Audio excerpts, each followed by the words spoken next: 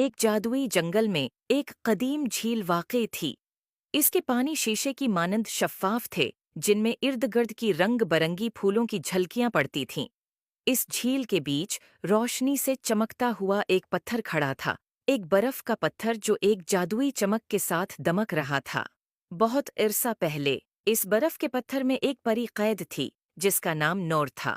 نور کے پروں میں ہیرے کی مانند چمک تھی، مگر ایک دن ایک سیاہ جادوگر جو اس کی طاقت سے حسد کرتا تھا، جادوگر نے نور کو برف کے پتھر میں قید کر دیا اور اس کے ارد گرد وقت کو سٹاپ کر دیا۔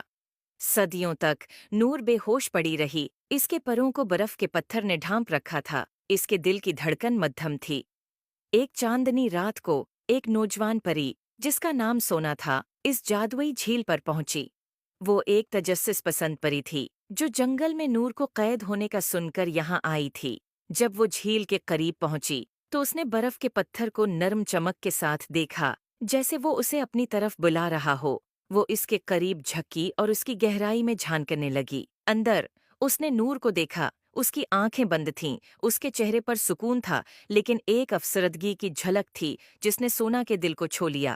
اس کی مدد کے لیے پختہ ارادہ کرتے ہوئے سونا نے پتھر پر جادو کیا۔ برف کے پتھر میں لرزش آئی، اس کی سطح پر دراڑیں پڑنے لگیں اور اندر سے ایک زبردست روشنی نکلنے لگی جو سونا اور جھیل کو ایک چمکدار روشنی سے ڈھانپ رہی تھی۔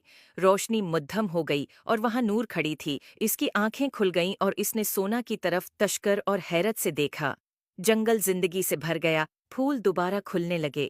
نور، جس کا دل خوشی سے بھر گیا تھا، نے سونا کو گلے لگایا۔ شکریہ، پیاری پری، تم نے اپنی روشنی سے مجھے اندھیرے کی قید سے آزاد کر دیا۔ سونا نے مسکرا کر کہا، یہ تمہاری روح تھی جو مجھے یہاں لائی۔ نور اس دن کے بعد نور اور سونا اچھی دوست بن گئی اور پورے جنگل میں خوشی اور جادو پھیلانے لگیں۔